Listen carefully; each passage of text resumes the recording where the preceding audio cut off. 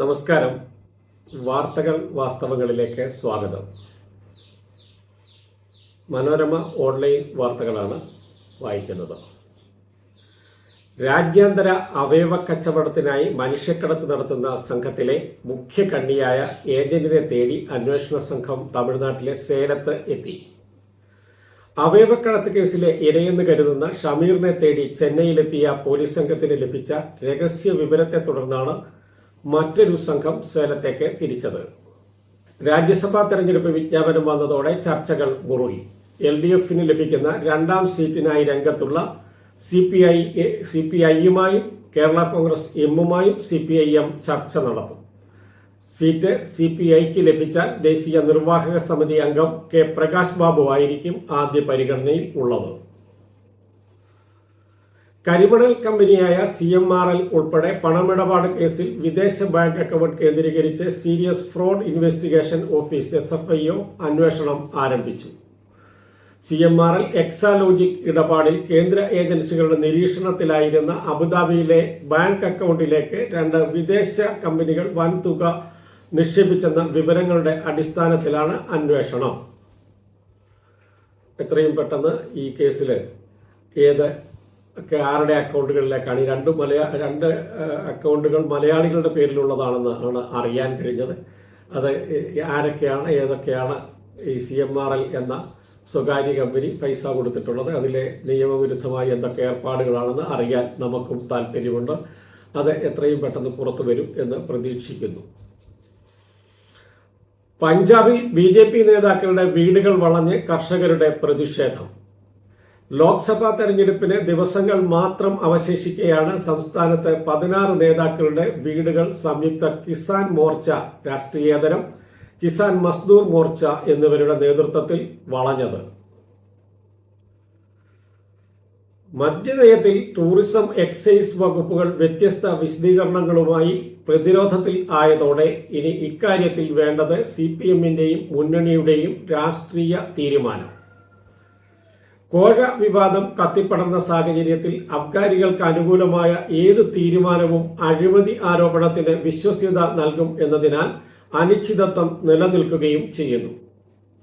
മദ്യനയം സംബന്ധിച്ച ആലോചന ജനുവരിയിൽ തന്നെ നടന്നെന്ന വിവരം പുറത്തുവന്നതോടെ നയം ചർച്ച ചെയ്തില്ലെന്ന എക്സൈസ് മന്ത്രി MP രാജേഷിന്റെ മറുപടിക്ക് ആയുസ്സുണ്ടായില്ല. നയംമാറ്റത്തിന് അടിത്തറയൊരുക്കാൻ ടൂറിസം വകുപ്പ് യോഗം വിളിച്ചെന്ന് വ്യക്തമായതോടെ മന്ത്രി മുഹമ്മദ് റിയാസും പ്രതിരോധത്തിലായി. നടന്നത് പതിവ് യോഗമാണെന്ന് വിശദീകരിച്ചെങ്കിലും മദ്യനയ ചർച്ച മിനിറ്റ്സിലുണ്ടായിരുന്നെന്ന് വ്യക്തമായതോടെ ടൂറിസം വകുപ്പിന്റെ വാദം ദുർബലമാകുകയായിരുന്നു. ഈ വാർത്തയെക്കുറിച്ച് 1-2 അഭിപ്രായങ്ങൾ പറയാനുണ്ട്. ഇത് വളരെ തെറ്റിദ്ധാരണ വീണ്ടും വളർത്തിക്കൊണ്ടിരിക്കുന്ന ഒരു വാർത്തയാണ്. ഇവിടെ എങ്ങനെയാണ് ടൂറിസം, എക്സൈസ് വകുപ്പുകൾ പ്രതിരോധത്തിലായത് എന്ന് നമുക്ക് മനസ്സിലാകുന്നില്ല. ഈ വാർത്തയിൽ തന്നെ പറയുന്നുണ്ട് രാഷ്ട്രീയ തീരുമാനമായിട്ടില്ല. രാഷ്ട്രീയ തീരുമാനം എടുക്കേണ്ടത് LDF ആണ്. CPM നേതൃത്വം നൽകുന്നതിനാൽ CPMന്റെ പാർട്ടിക്കുള്ളിൽ ചർച്ച നടക്കണം, മറ്റു പാർട്ടികൾക്കുള്ളിൽ ചർച്ച നടക്കണം, ഏകോപന സമിതിയിൽ ചർച്ച നടക്കണം, LDF ഏകോപന സമിതിയിൽ. അതിനുശേഷം മന്ത്രിസഭാ യോഗം കൂടിയാണ് രാഷ്ട്രീയ തീരുമാനം എടുക്കുന്നത്. അതുവരെ ഇത് രാഷ്ട്രീയ തീരുമാനമല്ല, ഉദ്യോഗസ്ഥ തലത്തിൽ പതിവ് ചർച്ചയാണ് നടന്നിട്ടുള്ളത് എന്ന് പറഞ്ഞിട്ടുണ്ടെന്ന് പറഞ്ഞു. അവർക്ക് പരിശോധിക്കാം, മനോരമയ്ക്ക് പരിശോധിക്കാം. മുൻ വർഷങ്ങളിലും ഇങ്ങനെ രാഷ്ട്രീയ തീരുമാനത്തെ എടുക്കുന്നതിന് മുമ്പ് ഉദ്യോഗസ്ഥ തലത്തിൽ ചർച്ച ചെയ്തിട്ടുണ്ടോ എന്ന് നമ്മളോട് മനോരമ വിശദീകരിക്കാൻ ബാധ്യസ്ഥമാണ്. രണ്ടാമത്തെ സംഗതി, ഇതിവിടെ പറയുന്നു എക്സൈസ് വകുപ്പിന്റെ കയ്യിലിരിക്കുന്ന മദ്യനയത്തെക്കുറിച്ച് ടൂറിസം വകുപ്പിൽ ചർച്ച ചെയ്തു. ടൂറിസം വകുപ്പുമായി ബന്ധപ്പെട്ടാണ് ബാറുകൾ നിലനിൽക്കുന്നത്.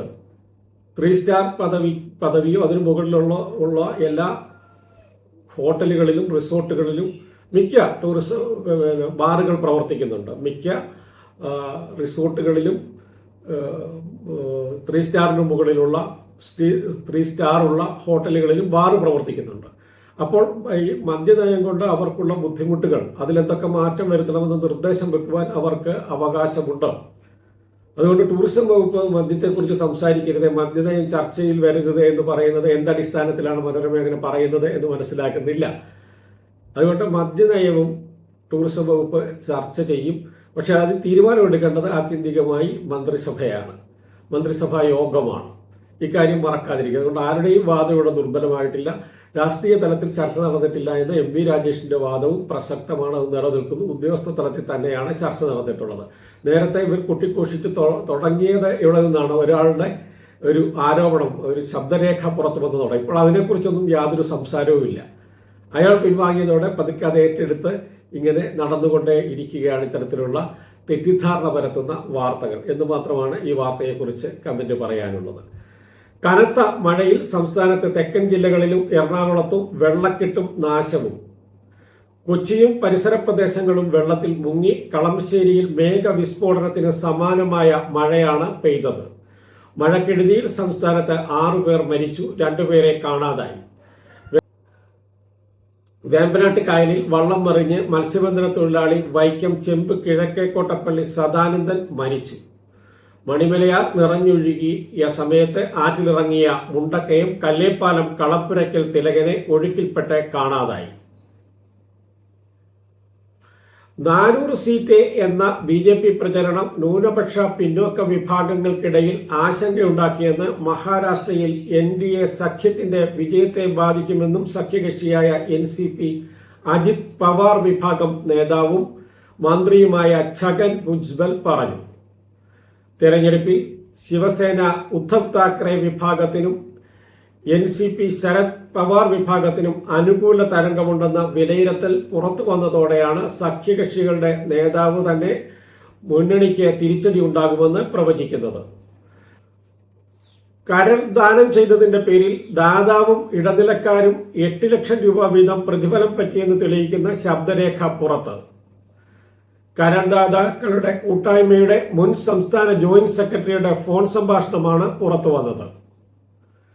കരൾ സ്വീകരിച്ച ആളിൽ നിന്ന് 16 ലക്ഷം രൂപ താൻ കൈപ്പറ്റിയെന്നും ഇതിൽ 8 ലക്ഷം ദാതാവിന് നൽകിയെന്നും ബാക്കി 8 ലക്ഷം ഇടനിലക്കാർക്ക് വീതിച്ചെന്നും സംഭാഷണത്തിൽ വ്യക്തം. തനിക്ക് സ്വന്തം നിലയിൽ ലഭിച്ചത് 2 ലക്ഷം രൂപയാണെന്നും ഇയാൾ പറയുന്നത് കേൾക്കാം. മഴക്കാല പൂർവ്വ ശുചീകരണവും പിന്നാലെ കാലവർഷക്കെടുതി നേരിടാനുള്ള തയ്യാറെടുപ്പുകളും പാളിയതോടെ വെള്ളക്കെട്ടും അപകടങ്ങളും പകർച്ചവ്യാധി ഭീഷണിയും മൂലം സംസ്ഥാനം ഗുരുതരമായ പ്രതിസന്ധിയിൽ. ദുരന്ത നിവാരണത്തിനും ധനസഹായത്തിനുമായി റവന്യൂ വകുപ്പിന് ഇനിയും ഫണ്ട് നൽകിയിട്ടുമില്ല. റവന്യൂ, തദ്ദേശ വകുപ്പുകൾ കേന്ദ്രീകൃത കൺട്രോൾ റൂമുകൾ തുറന്നതു മാത്രമാണ് ആകെയുണ്ടായ ഇടപെടൽ.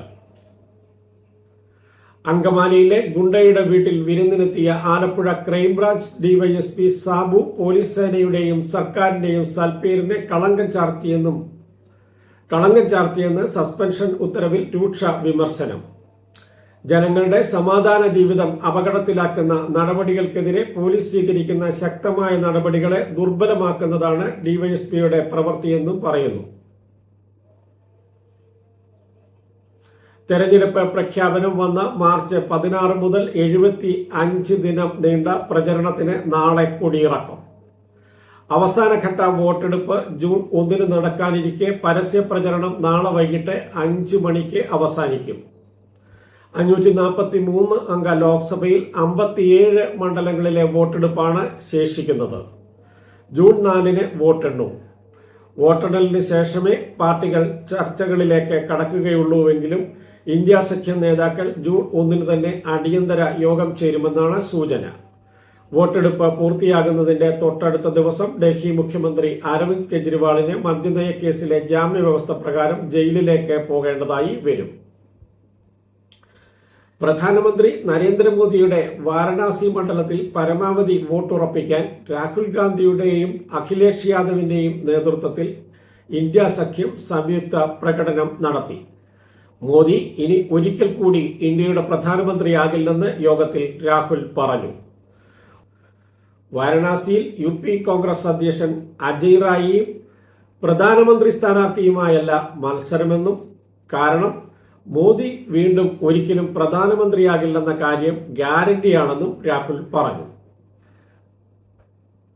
സംസ്ഥാനത്ത് കാലവർഷം 2-3 ദിവസത്തിനകം എത്തിയേക്കുമെന്നും കാലാവസ്ഥാ വകുപ്പ്.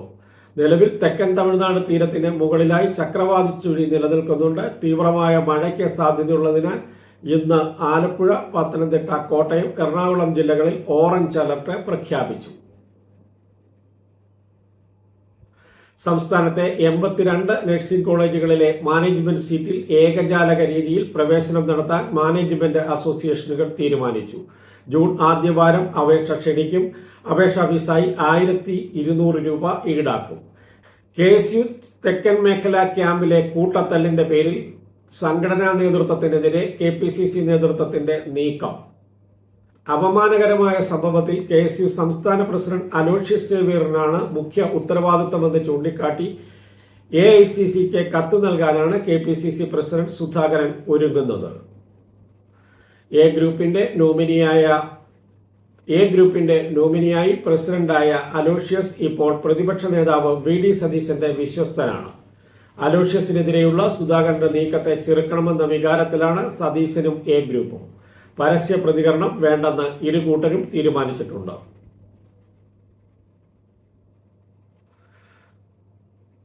ഇത്രയുമാണ്